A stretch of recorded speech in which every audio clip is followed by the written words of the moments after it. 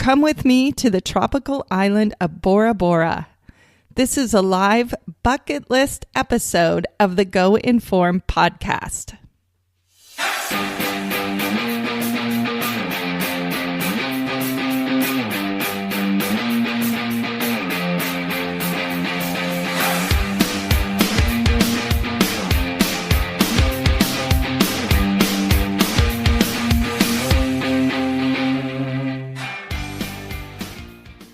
Hi, everybody. Welcome to episode 25 of the Go Inform podcast. This is a very special episode. I'm veering off our usual topic of Orlando theme parks because I really wanted to tell you about a trip that I just got back from to Bora Bora. Bora Bora is one of those places that I think is on almost everybody's bucket list. And even if you never get to go there, I really think it's fun to at least dream about it a little bit and get to hear about it and find out more. And maybe someday you will get to go too. I hope a lot of you guys listening are listening to this because you do have a trip planned to Bora Bora. But whether you're going or you're just going to come with me virtually today, that either way is awesome. The whole idea here is to give you a little taste of Bora Bora from the island. So for those of you who are just joining and haven't listened to the show before, my name is Maven. I am the founder of the website goinform.net, and I usually talk about Orlando theme parks here on the Go Inform podcast. But today we are doing a special bucket list episode. So today's episode I actually recorded while I was on the island in Bora Bora. So the sound is going to be different than my usual. I actually recorded it on the beach, so you can hear the ocean. And I am very lightly editing this episode, so there's going to be big gaps in there, which you would normally hear in every episode, except I always edit that out. But this time, it's the ocean that you can hear, so I left it in there. So I'm going to go ahead and let you listen to me in Bora Bora, and then I'll come back and wrap it up with a couple more pieces of information for you at the end. And the show notes for this show will be at goinform.net/25. And I'm going to put all kinds of stuff in the show notes, pictures, links, probably even some video. So if you want to get a little bit more into the experience, you can hop over to the website and check all of that out. So without further ado, here is me in Bora Bora. Hi, everybody. This episode might sound a little bit different than usual because I'm not recording this in my usual place. I'm recording this on the island of Bora Bora. And right now I am standing on the beach looking out at the ocean, and I hope that you guys can hear some of those waves. It is an absolutely beautiful place, and I just wanted to tell you guys about it, even though it's not our usual topic here on the show. It's a bucket list destination for a lot of people, and thought that you guys might like to come and have a little taste of what it's like to be on this incredible island. So this isn't going to be a very long episode, but I did think it would be fun to tell you a little bit about what it was like to come here, and if you want to come here, give you some information about what it's like to be here and what it's like to travel here. So Bora Bora is an island in the South Pacific.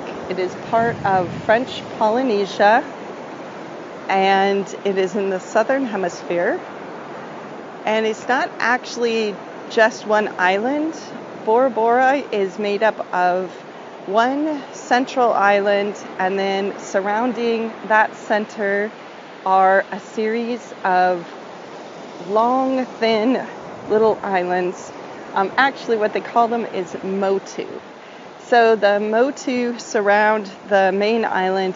The main island is only, if you drive all the way, there's only one road on the main island that just goes right around the whole thing, and it only is about 18 miles around, all the way around. So that gives you an idea of how big the central island here is.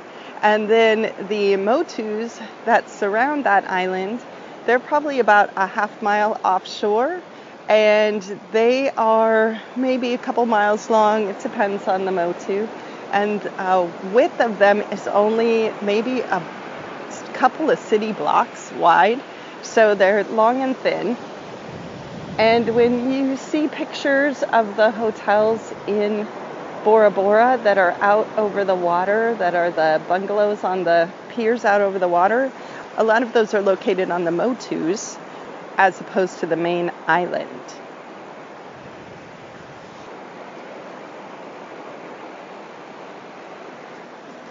So when you come to Bora Bora, there's a few different destinations then. There is the main island, and there are the motus. And we had the good fortune of staying in both places, and that's what I would recommend anyone should do when they come here. So getting here to Bora Bora is a little challenging. This is literally the middle of nowhere, so I can see why people want to come here for their honeymoon. It's really isolated, it's really peaceful. Obviously, the weather is amazing. The water, the ocean, is something like 82 or 84 degrees Fahrenheit all year round. When you get in the water, there is no chill. You just get in and it just feels good. This is a huge scuba diving paradise and snorkeling. That is why we are here. Well, one of the reasons. The sunshine is another reason. And so if you like playing in the ocean, this is total paradise for you. So back to how you get here. If you live in the United States, I think probably the only way, entry point to get out to French Polynesia from the U.S. is through Los Angeles, through LAX. So there's a few flights every day that go from LAX to Papeete, Tahiti. And that's the big international airport for French Polynesia. So you fly to Tahiti, and then Bora Bora is about another hour-long flight from Tahiti out here to this island. So the flight from LA to Tahiti is about 8.5 hours, and most of the flights are overnight flights. So this is one of those cases where if you can save up your airline miles or get a good deal on your tickets, I highly recommend. This is a spot where you'd want to upgrade up into business class for your flight, because it is a long flight and overnight. It's really nice to have that extra comfort if you can swing it. So we were able to do that because I booked our tickets about a year in advance, and I had been looking for the ticket prices even farther in advance than that. And I used Kayak to search for my tickets. And one day I was looking, and there was just an awesome sale going on through Qantas, actually.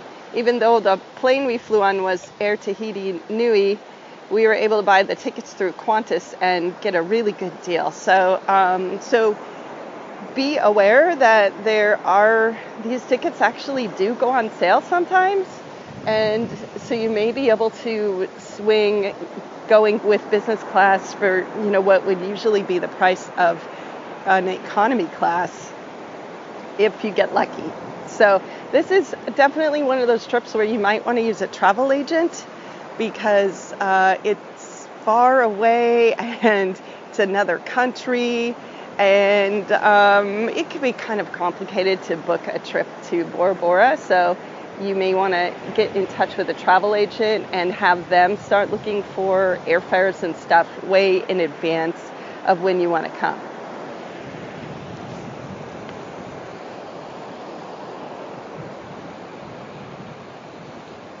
So when you fly into the airport in Tahiti, that is not a big airport, and that's the major hub here. Then the plane that you take to get to Bora Bora is small. It's the size of one of the typical commuter jets that you would see that flies between small cities in the U.S. I think their biggest plane holds maybe 60 people, and so that's the biggest plane you're going to be on to come to Bora Bora. It's the kind of airport, it's the kind of plane that the stairs are, when they open the door to the plane, the stairs just pop out, and that's how you get in and out of the plane, to give you an idea of kind of the size of it. So the flight to Bora Bora is really cool because you fly over some other Polynesian islands on the way, and you guys, the water really is the color that you see in all those pictures. That is really what it looks like here, and there are so many shades of blue, and when you fly over you really can appreciate it. When you fly into the airport in Bora Bora, the airport is on one of the motus, and that's all that's there is just an airstrip and one building, and it's the typical Polynesian little tiny airport where there's not even any walls. So you fly in, land on this motu, and then you take a boat to either to the main town on the island, which is called Vaitape, or the boats, if you're staying in one of the hotels on one of the other motus, those hotels will actually send a boat to the airport to pick you up to take you to your hotel. So you're definitely getting the exotic treatment from the very start when you come here.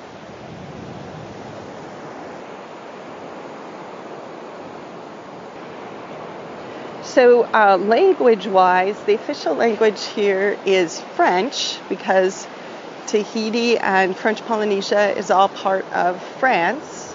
But everybody seems to speak at least passable English, and at the hotels you're going to definitely be able to get by with just English. But the other language that you hear spoken here is Tahitian, which is, of course, the native language of the islands around here.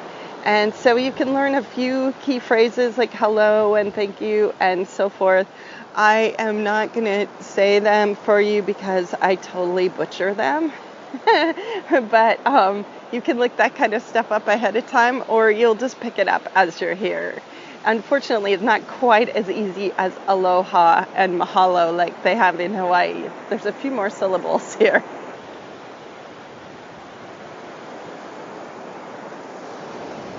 So where to stay when you come to Bora Bora? So what we did is we ended up staying on the main island for half the time, and then now we're staying on one of the motus for the second half of our time here. So, and I really think that that was a great way to go. It kind of just worked out that way sort of just by chance, but it turns out to have been a really great way to go. So on the main island where the town of Vaitape is, there are a lot of different options to stay on that part of Bora Bora. So you can stay in a hotel with the bungalows out over the water and the whole resort experience. You can also stay in more like European style, like pension kind of places. You can also rent houses through VRBO or HomeAway, and probably Airbnb too. And so lots of different options. And so what we did is we rented a place through HomeAway, and it actually is a little bungalow that's over the water, but it's not part of a hotel or anything. It's part of a kind of a condominium development. That sounds super fancy, I know, and of course it was very exotic. But the cool thing about staying right on the island was that it was still really rustic. Like, It was just kind of an older bungalow, and it's kept up fine, but nothing super fancy, and no waiting on you hand and foot. I mean, we were on our own there, and it was right next to it was part of the local community. And so our neighbors had chickens running around. We heard the dogs barking. We heard our neighbors singing and playing ukulele. There were, it was really part of the local culture of the island, and that was really great. And by staying on our own for those first few days, we kind of got immersed into the local scene a little bit, because we had to go to the grocery store and drive on the island and all of that. And so we got a sense of the community here. And I always think it's cool to go check out a grocery store when I travel, especially when I travel overseas, because, they have so many different things than we have at home. And with French being the main language here, then all the signs and all the stuff in the stores, a lot of it's in French. So I think it's kind of fun. It's challenging, but it's kind of fun to try to figure out, what you're buying. and you have to deal with paying in local currency, although credit cards, you can use your credit card pretty much anywhere easily at the grocery store. There's also some banks right in Vaitape that you can use your ATM card and get local currency. So and they make it easy for you. But staying on the main island was really cool. We got a chance to, like I said, experience a little more of the local flavor, and it gave us a chance to sort of decompress from coming from home to coming to such a different place.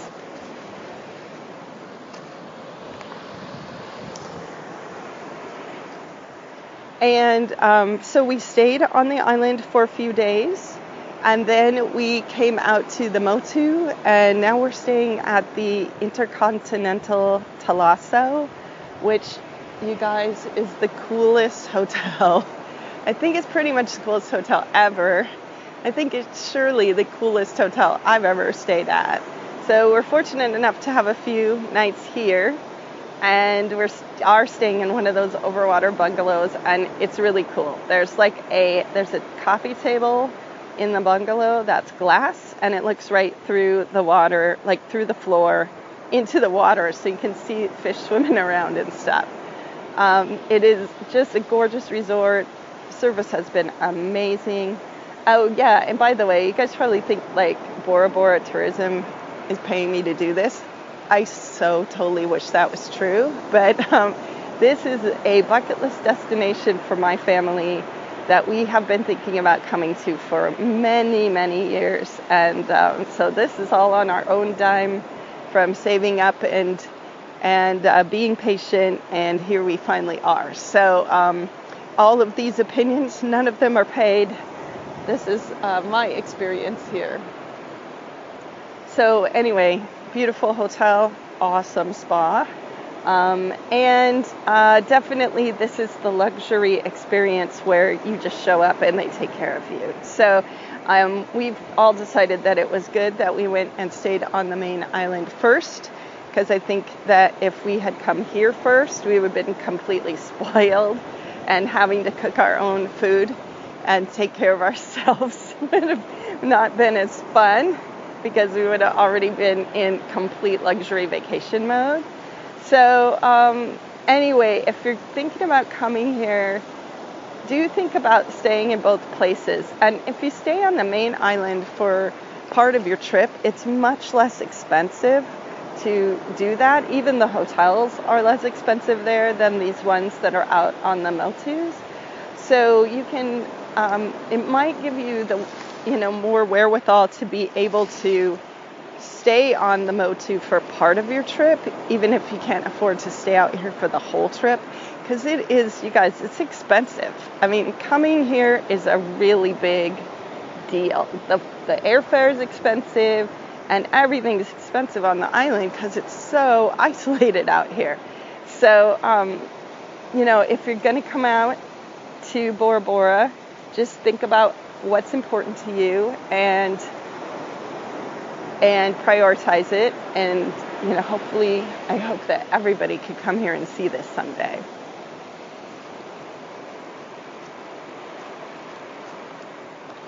Just a couple other tips that I'm going to leave you with. And by the way, you guys, I'm going to put together a pretty comprehensive post about our trip here, and with a lot more tips and a lot more detail and some pictures and all of that stuff. And so I'll put that in the show notes, and I'll put the show notes link in the description that you'll see on your podcasting app, whatever you're listening to this on. And I'm sure I will record something else that explains where you can find the show notes. But so if you want more, more details, look on the website because there'll be lots of stuff there. But a couple other things that I would recommend is that if you are coming here, there's a couple things I would bring along. And one of them is an underwater camera, and it doesn't have to be a $2,000 camera. I have a really, really cool camera that only cost a couple $100, and it shoots great pictures on land and underwater and shoots video, and it's really, really handy to have because when you come here, you have to go in the water. You got to at least go snorkeling, even if it's your first time ever. It'll blow your mind, you guys. And we went out to this coral garden it looked like we were swimming through the movie Finding Nemo. And I shot a bunch of video on my little camera, so I'll put that on YouTube and I'll put a link to it in the show notes. But having a camera to capture some of this, you will be so happy that you did.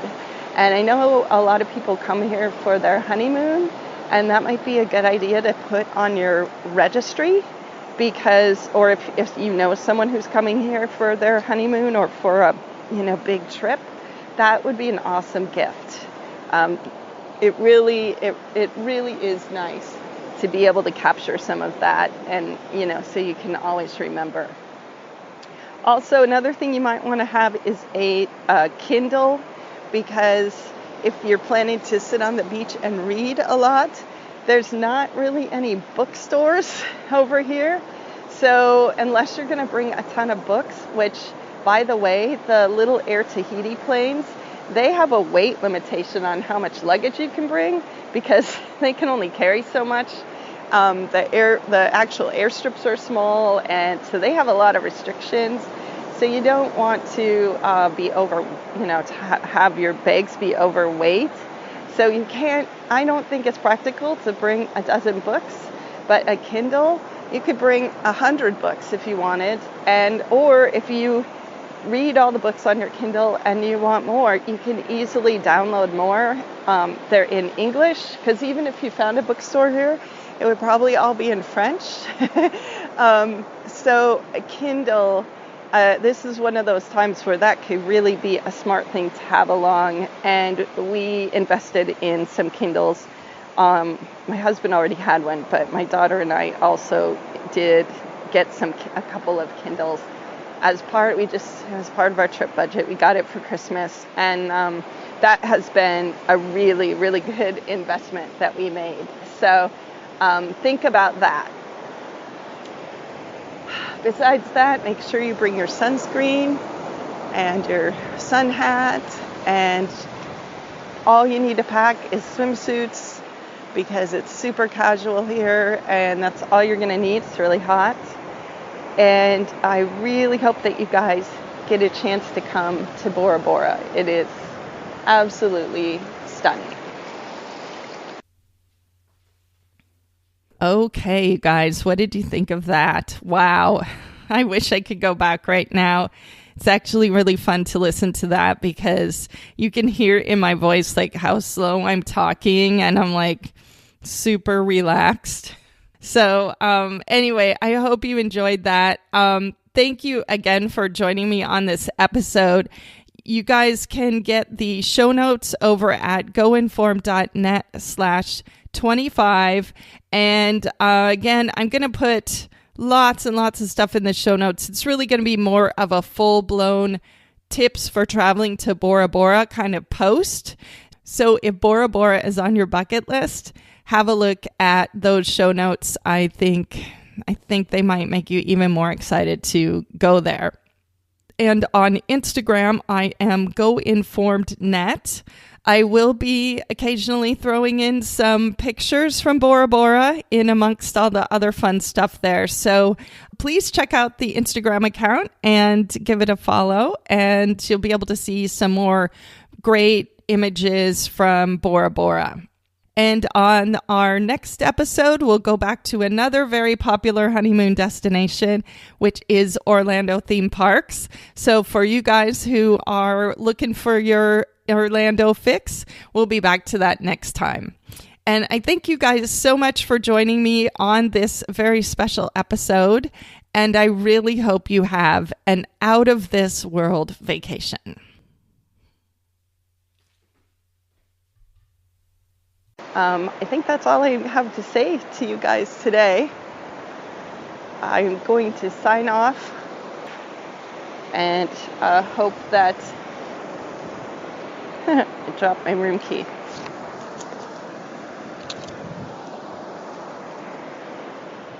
Okay, I think that's all I'm going to say about Bora Bora, and I will come up with a way to finish that off when I get home.